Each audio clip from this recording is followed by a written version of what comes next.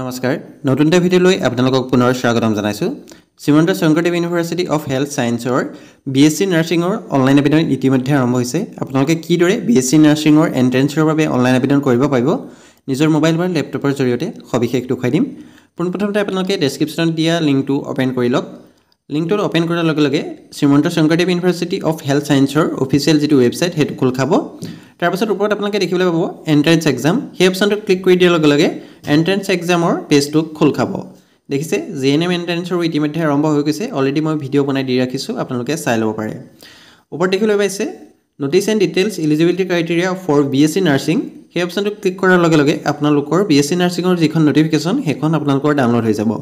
অলপ সময় ওয়েট কৰিব আপোনাৰ পিডিএফ ডাউনলোড হৈ যাব যদি আপোনালোকে মোবাইলত চাই আছে তেতিয়াহলে মোবাইলত পিডিএফটো ডাউনলোড হৈ যাব আপোনালোকে মোবাইলতো কৰিব পাৰিব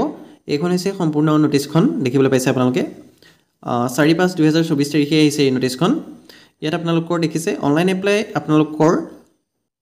24/5/2024 লৈকে অৰ্থাৎ মে 24 তাৰিখলৈকে আপোনালোকৰ অনলাইন আবেদন হ'ব এক্সামটো পতা হ'ব 9/6/2024 তাৰিখে দেখিছে আপোনালোকৰ সম্পূৰ্ণ নোটিছখন আপোনালোকে ডাউনলোড কৰি ল'ব গোটেইখিনি ডিটেইলছ তাত পাই যাব আপোনালোকৰ এলিজিবিলিটি ক্ৰাইটেৰিয়া সমূহ আপোনালোকৰ ইয়াত ডিটেইলছত দিয়া হৈছে এক্সামটো কিদৰে পতা হ'ব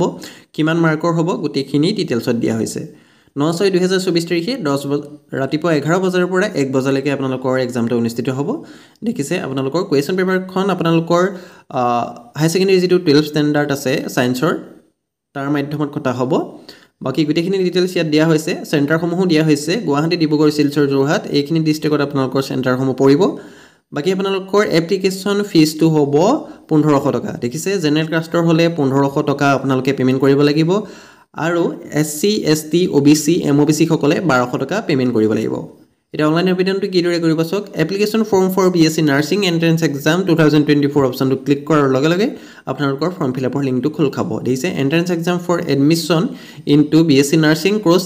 ইন আসাম বোথ গভ/প্ৰাইভেট দিছে গভ এণ্ড প্ৰাইভেট দুইটাৰ কাৰণে এটো প্ৰযোজ্য হ'ব দেখিছে আপোনালোকে এন্ট্ৰেন্স এক্সাম নাৰ্ছিং দিয়া হৈছে ডাইৰেক্ট এপ্লাই কৰা লিংকটো মই ডেসক্ৰিপচনত দি ৰাখিছো আপোনালোকে সেই লিংকত ক্লিক কৰিলো ডাইৰেক্ট আপোনালোকৰ এপ্লাই কৰাৰ পেজটো খোল খাব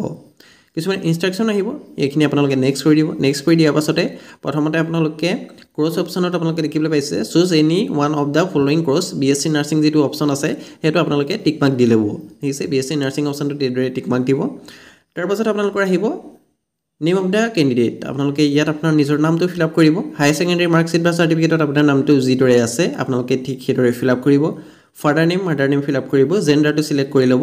তাৰ পিছত আপোনাৰ ডেট অফ বাৰ্থটো ক্যালেন্ডাৰৰ পৰা এইদৰে ফিল আপ কৰি ল'ব লগালগ আপোনাৰ ইয়াৰ মন্থ আহি যাব আপোনালোকৰ বয়স কিমান হৈছে আহি যাব যদি আপোনালোক জেনেৰেল কাষ্টৰ হয় জেনেৰেল অপচনটো সিলেক্ট কৰিব ওবিসি হলে ওবিসি যদি জেনেৰেল কাষ্টৰ হয় যদি আপোনালোকৰ ইডব্লিউএছ আছে তেনেহলে ইয়েস কৰিব পাৰে যদি নাই নো কৰিব টিজিএল এক্স টিজিএল এইখিনি ক্যাটাগৰীত যদি পৰে আপোনালোকে ইয়েস কৰিব নহলে আপোনালোকে নো কৰিব যদি আপোনালোক ফিজিক্যালি হ্যান্ডিক্যাপ হয় তেনেহলে ইয়েস কৰিব নহলে নো কৰিব ৰিলিজন আপোনালোকে সিলেক্ট কৰিব নেশনালিটি সিলেক্ট কৰিব হিন্দু হলে হিন্দু মুসলিম হলে মুসলিম আপোনালোকে সিলেক্ট কৰিব ফিজিক্যাল আইডেন্টিফিকেশন মাৰ্ক যদি আছে আপোনালোকে তেতিয়া ফিল আপ কৰি দিব যদি কোনো ধৰণৰ আপোনাৰ শৰীৰত আইডেন্টিফিকেশন মাৰ্ক নাই তেনেহলে আপোনালোকে দুইটা অপচনতে নো ফিল আপ কৰি দিব তাৰ পিছত you are permanent resident of Assam খুদা হৈছে ইয়েস কৰিব এড্ৰেছ লোকেল এড্ৰেছত আপুনি ভিলেজ নেম দিব এড্ৰেছ লাইন 2 পোষ্ট অফিস 3 আপোনালোকে ডিস্ট্ৰিক্ট তেনেকৈ ফিল আপ কৰিব পাৰে সিটি পিন কোড এইখিনি আপোনালোকে ফিল আপ কৰি ল'ব পাৰ্মানেন্ট এড্ৰেছটো যদি সেম হয় তেনেহলে টিক মাৰ্কটো দিব তাৰ পাছত আপোনালোকে মোবাইল নাম্বাৰটো ফিল আপ কৰিব লাগিব মোবাইল নাম্বাৰটো আপোনালোকৰ শুদ্ধকৈ ফিল আপ কৰি ল'ব তাৰ পাছত আহিব আপোনাৰ ইমেইল আইডিটো আপোনালোকৰ দিবই লাগিব বাধ্যতামূলক হয় আপোনালোকৰ ইমেইল আইডিটো ফিল আপ কৰি ল'ব তাৰ পাছত চেণ্টাৰ অফ এক্সামিনেশ্যন আপুনি এক্সামটো কোনখন ডিস্ট্ৰিক্টত দিব বিচাৰে হেতু আপোনালোকে ইয়াত সিলেক্ট কৰিব লাগিব দেখিছে আপোনালোকৰ মই যোৰহাট ডিস্ট্ৰিক্টত দিম বাবে যোৰহাট অপচনটো সিলেক্ট কৰিছো তাৰ পাছত আহি যাব মোৰ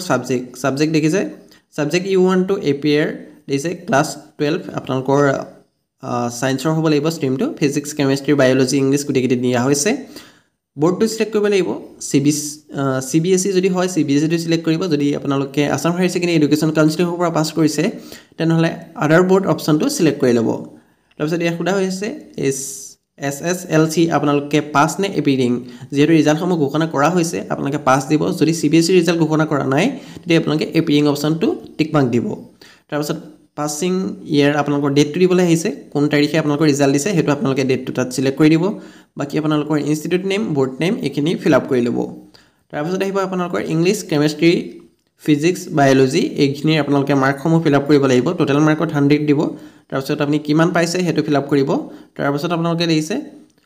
মাৰ্ক অফ 10ত আপোনালোকে পাৰ্চেন্টেজটো দিয়া হৈছে মাৰ্কছ স্কোৰত যিমান ফিল আপ কৰিছে পাৰ্চেন্টেজ অফ মাৰ্কত আপোনালোকে হেতুকে ফিল আপ কৰিব এইখিনি এদৰে ফিল আপ কৰি ল'ব তাৰপিছত বায়'লজিত কিমান পাইছে সেইটো ফিল আপ কৰিব তাৰপিছত এগ্ৰিগেট পাৰ্চেন্টেজ মানে হৈছে আপোনালোকৰ এই চাৰিখন সাবজেক্টত আপোনালোকৰ এগ্ৰিগেট পাৰ্চেন্টেজটো কিমান হ'ব আপোনালোকে গুটেকিটা প্লাস কৰিব প্লাস কৰাৰ পাছত 4 এ ডিভাইড কৰি দিব তেতিয়া আপোনালোকৰ এই চাৰিটা সাবজেক্টৰ এগ্ৰিগেট যেটো পাৰ্চেন্টেজ আছে হেতু ওলাই যাব এদৰে আপোনালোকে এগ্ৰিগেট পাৰ্চেন্টেজটো উলিয়াই ল'ব তাৰপাছত আহিব আপোনালোকৰ ডকুমেন্ট আপলোডত আপোনালোকে ফটো আৰু সিগনেচাৰ আপলোড কৰিব লাগিব সাইজ দিয়া হৈছে ফটোখন 35 KB ৰ ভিতৰত আৰু সিগনেচাৰটো 30 KB ৰ ভিতৰত হ'ব লাগিব হাইট আৰু ওয়েটটো দিয়া হৈছে আপোনালোকে এবাৰ চাই ল'ব তাৰপিছত এটা পাসওয়াৰ্ড সেট কৰিব লাগিব আপোনাৰ নামটোৰ পাছত @123 তেনেকৈ এটা পাসওয়াৰ্ড সেট কৰি ল'ব সম্পূৰ্ণ ফৰ্মখন দুবাৰ তিনিবাৰ ভালদৰে চাব সাবমিট অপচনটো ক্লিক কৰাৰ আগত যদি সকলো ঠিকই আছে তাৰপাছত সাবমিট কৰিব সাবমিট কৰাৰ পাছতে আপোনালোকৰ পেমেন্ট কৰা পেজটো খোল খাব মই গুটেখিনি কৰি নদুখাম বৰ্তমান যদি আপোনালোকৰ পেমেন্ট কৰোতে যদি কিবা অসুবিধা পায় সাবমিট কৰোতে যদি কিবা অসুবিধা পায় যদি আপোনালোকে ফটো আৰু সিগনেচাৰ এডিট কৰোতে যদি কিবা অসুবিধা পায় তেনেহলে কমেন্ট কৰি জনাব ডেসক্ৰিপচনত মোৰ WhatsApp নম্বৰ দিয়া হৈছে আপোনালোকে সেই নম্বৰটো মোৰ লগত যোগাযোগ কৰিব পাৰে যদি ফটো আৰু সিগনেচাৰ সাইজটো মিলাব পৰা নাই তেনেহলে আপোনালোকে মোৰ WhatsAppত দি দিব মই আপোনালোকক মিলাই পঠাই দিম এদৰে আপোনালোকে অতি সহজতে BSc নাৰ্ছিঙৰ বাবে অনলাইন আবেদন কৰিব পাৰিব যদি কিবা অসুবিধা পায় তেনেহলে কমেন্ট কৰি জনাব ডেসক্ৰিপচনত WhatsApp নম্বৰ দিয়া হৈছে আপোনালোকে WhatsAppত মোক যোগাযোগ কৰিব পাৰে ধন্যবাদ